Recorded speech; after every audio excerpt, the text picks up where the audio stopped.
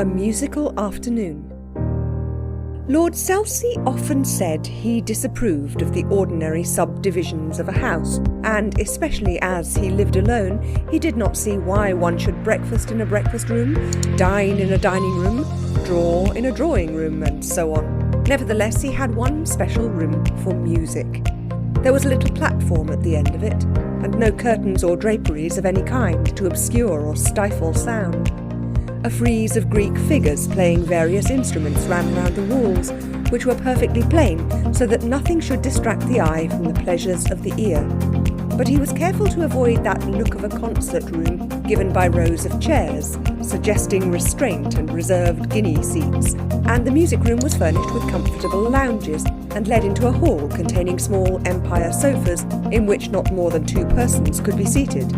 Therefore, the audience at his entertainments often enjoyed themselves almost as much as the performers, which is rare.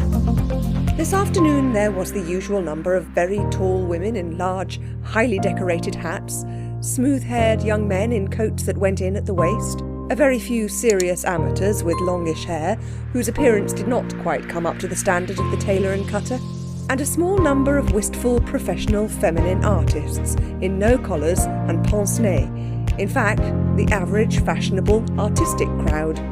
The 2 young geniuses, George Ranger and Neville Butt, had just given their rather electrifying performance, one playing the compositions of the other, and then both singing Fauré together, and a small band of green Bulgarians were now playing strenuously a symphony of Richard Strauss, when Cecil and Mrs. Raymond appeared together. Lord Selsey received her as if she had been an old friend. When they shook hands, they felt at once, after one glance at Cecil and then at each other, that they were more than friends. They were almost accomplices. By one of those fortunate social accidents that are always occurring in London, Lord Selsey had met Hyacinth and Anne Yeo at a party the day before, had been introduced to them, and invited them to hear Ranger and Butt.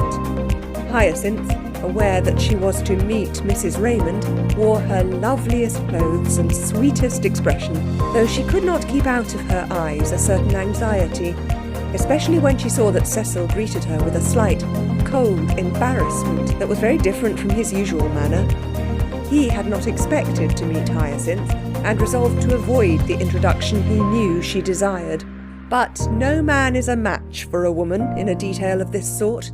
In the refreshment room, where Cecil was pressing coffee on Mrs. Raymond, Hyacinth walked in, accompanied by Anne, and stood not very far from him. He came up to her, as Hyacinth saw, at Mrs. Raymond's instigation. "Can I get you anything, Miss Verney? Some tea?" "Thanks, yes. Isn't that Mrs. Raymond? I do wish you would introduce me to her." Mrs. Raymond came forward. Cecil murmured their names. They shook hands. Mrs. Raymond looked at her with such impulsive admiration that she dropped a piece of cake. They spoke a few words about the music, and Cecil moved aside. Anne called him back, not wishing to see him spared anything. "You mustn't," said Cecil, "on any account miss the next thing. It's the wonderful new singer, don't you know? The little girl, Vera Tchaikovsky." "Oh, very well," said Hyacinth. "I'll go." And she went on with Anne. But when they had returned to the music room, she said to Anne, "I left my handkerchief," and went back to the refreshment room. A screen was by the door. Just before she had passed it, she heard Mrs. Raymond say, "What an angel! How can you not be at her feet?"